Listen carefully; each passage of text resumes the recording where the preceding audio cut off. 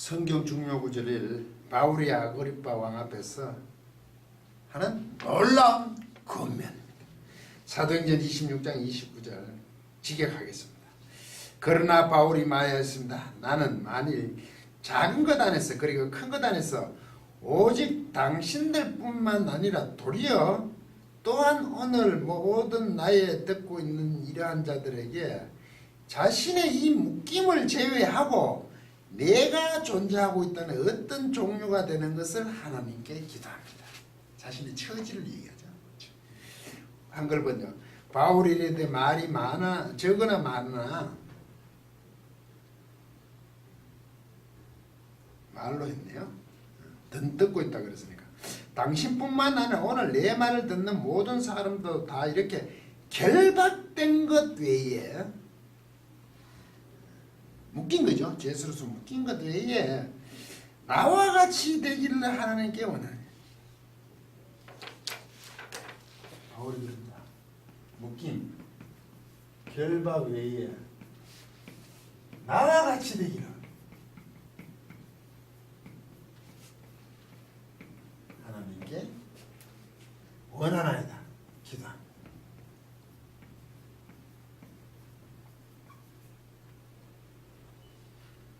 지금 자기가 묶인 죄수인데 이 묶인 것은 아니지만 하나님께 자신과 같이 하나님께 자신과 같이 되기를 기도한다. 원한다고 말했습니다. 이 본문 구절은 참 사도 바울의 멋진 일관입니다. 포옹한다 그러죠. 왜냐하면 사도 바울은 고소를 당한 죄수의 입장으로 아그리파 왕에 서 있는 상황입니다. 죄수고 물론 베스트 총독도 있고 아그리파 왕 앞에서 지금 묶인 거에 나와 같이 되기를 하나님께 기도한다. 이해가 됩니까 지금? 왕에게? 사도 바울은 아그리파 왕께 유대인의 모든 풍습과 문제를 잘 아신다고 합니다. 유대인의 왕이었으니까. 자신은 가장 엄한 바리새인의 생활을 하였으며 우리 유대인 모두 12지파는 밤낮으로 간절히 하나님을 섬겼다고 합니다. 그래서 자신이 나사렛 예수의 이름을 대적하여 대제사장의 권세를 받아 많은 성도들을 오게 가뒀으며 회단에서 형벌을 가하였고 핍박과 심지어 외국 성에까지 가서 그들을 박해하였다고 합니다. 역시 사도 바울은 다메섹으로 가는 도중 예수님 만남을 고백합니다. 굉장히 중요한 사도 바울의 사도로서의 어떤 겁니까? 확실한 정표. 그걸 다메섹에서 만난 예수입니다. 사도행전 26장 16절 18절. 예루살렘 공에 가기 전에 왜 성전에서 결례해가지고 쫓겨나서 유대인들에게 이제 그야말로 둘러싸여서 이렇게 비난을 받을 때 천부장이 구해내었죠. 그래서 청대로 올라가잖아요. 들어 올라가죠. 그때 내가 좀 얘기할 수 있냐? 헬라어를 아느냐? 그러니까 사도 바울이 히브리 언어, 유대인들 말로 그때 얘기를 합니다. 이때 다메섹에서 예수 만난 것을 얘기합니다. 그때 사도 바울이 핵심이라고 그러죠. 그리고 또 백성들에게 유대인들에게 하고 이제 유대왕 분봉왕 아그리파 왕에게도 똑같은 걸 얘기한답니다. 16절. 일어나 내 발로 서라. 내가 내게 나타난 것은 곧 내가 나를 본 일과 장차 내가 내게 나타난 일에 너로 종과 정의를 삼으라 했습니다. 종이자 정의사. 이스라엘과 이방인들에게 내가 너를 구원하여 그들에게 보내어 눈을 뜨게 하면 그 눈을 뜨게 하여 어둠에서 비추어 사단의 권세에서 하나님께 돌아오게 하고 제사함과 나를 믿어 거룩하게 된 무리 가운데서 기업을 얻게 하겠다. 이스라엘과 모든 기업을 얻게.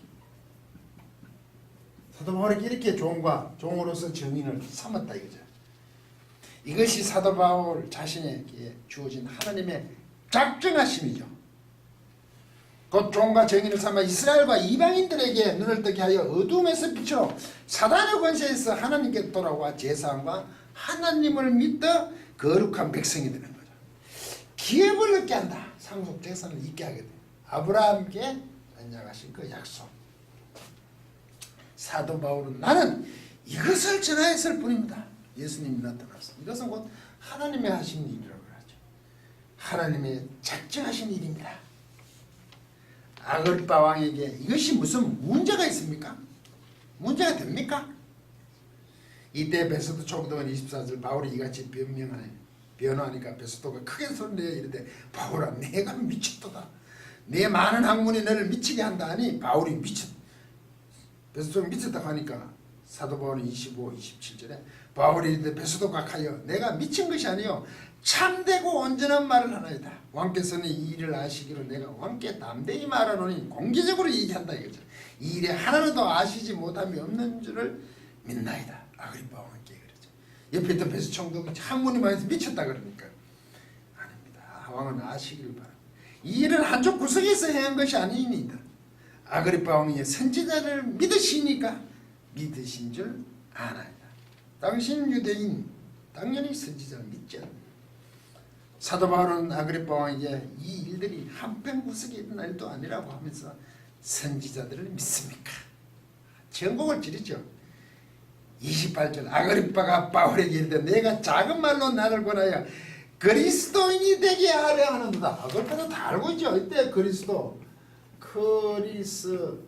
원래 그리스토스죠.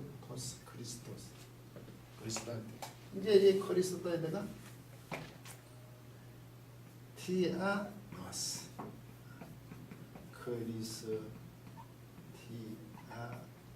이러죠. 우리 크리스찬 요한 셔베전 이시안 크리스찬 이런 말하죠. 그리스도인이 되게 하는 선지자를 믿는 줄 압니다.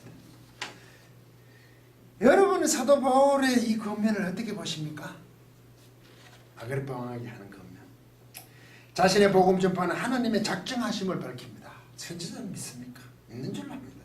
한 번은 성전에서 결례를 행하다 유대인들에게 성전에 쫓겨나 소동이 일어나므로 청부장이 그를 영문으로 데려갈 때 청대에서 유대인들에게 향하여 회심을 감정하고 다시 아그리파 왕에서 합니다. 즉 하나님을 섬기는 유대인들의 입장에서 봐도 율법과 간섭을 어기지 않는다는 것입니다. 하나님의 작정하심을 따랐다는 거죠. 상속을 유업을 잊게 하는 거죠. 조상들의 약속을 따라 오히려 하나님이 작정하신 일을 유대인들이 핍박하고 자신을 죽이려고 한다는 논리입니다. 사도 바울 자신이 잘못된 것이 아니라 유대인들이 문제라는 것이죠. 왕 앞에서 그럽니다. 왜 이렇게 유대인들은 지배할까요? 우리는 통상 유대인들은 하나님을 거역하 있으나 예수님도 십자가에 죽이고 지금 사도 바울도 핍박하는 것은 당연하다는 식으로 생각들을 합니다. 그런데 좀 이상하지 않습니까? 그렇게 조상 대대로 하나님을 누구보다 섬긴 선민의식을 가진 자들입니다. 율법에 누구보다 충실했습니다. 그들은 율법을 지키려고 엄청난 수고를 한 사람들입니다. 예수님을 찾아온 부자 청년을 봐도 알 수 있습니다. 그런데 왜 이렇게 집요하냐는 말입니다. 하나님의 작정하심을 거부하냐 말이죠. 이것이 당시에만 있었던 일일까요? 저는 성경 원전 사역을 하면서 느낀 것입니다. 성경에 언한 주장을 하면서 이렇게 아무리 성경 원문을 밝혀도 도무지 성경을 따르는 것을 제 경험상 보지 못했습니다. 성경 원문을 밝히면 순종할 줄 알았는데 그렇지 않았습니다. 오히려 사단의 배계에 운운하면서 대적을 하고 나중에는 반드시 인신공격을 합니다. 아니면 자네는 수준이야. 정상적인 사람이 아니라고 얘기를 합니다. 이해력이 없는 사람으로. 나중에 성경으로 돌아왔는지는 모르지만 돌아왔기를 바랍니다. 저도 처음에는 그것이 이해가 되지 않았으면 왜 그럴까? 신기하기까지 했습니다.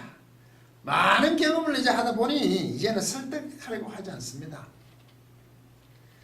성경을 밝히는 것으로 마무리합니다. 이제 설득하지 않습니다. 무서운 얘기죠. 처음에는 인신공격을 당하면 참기가 쉽지 않았습니다. 저도 사람이기 때문이죠. 심한 욕설을 합니다. 성도가 과연 그런 욕을 할 수 있을 정도로.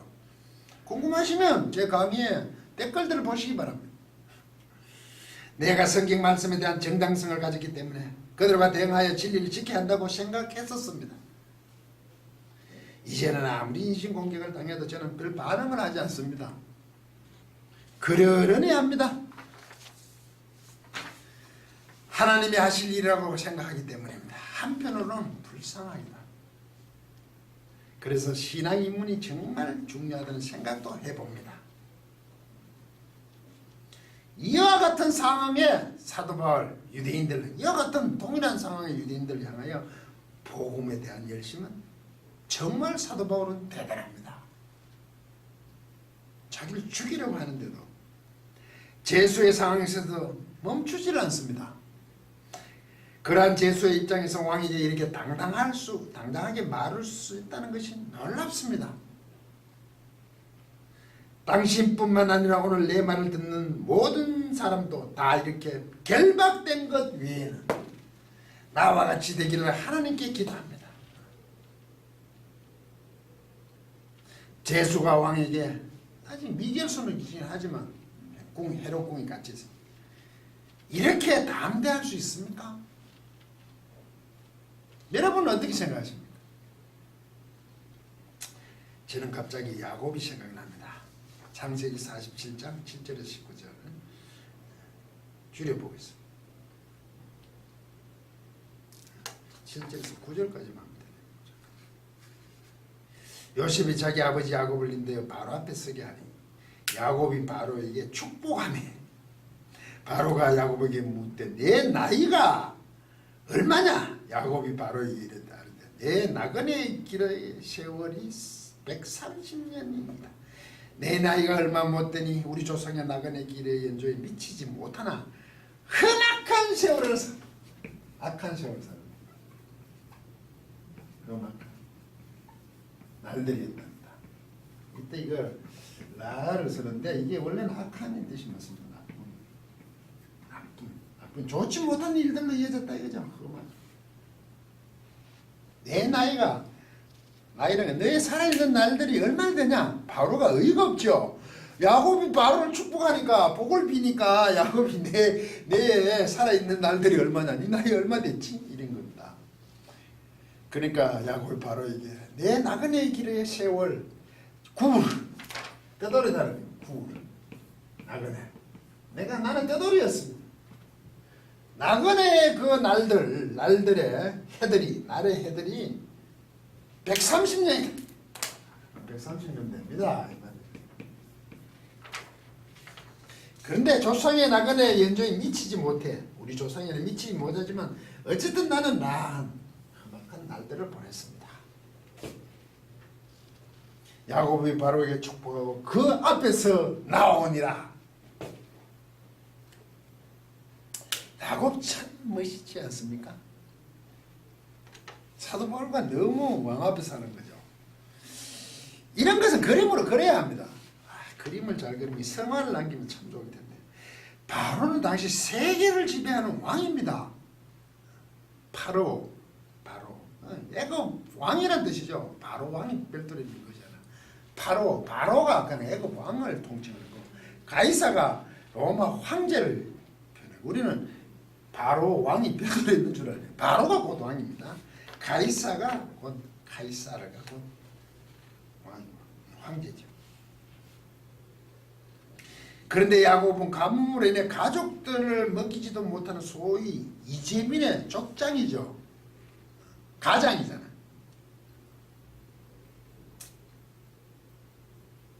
자신의 삶이 험악했다. 나빴다. 좋지 않았다. 나쁜 날들로 계속 이어졌다.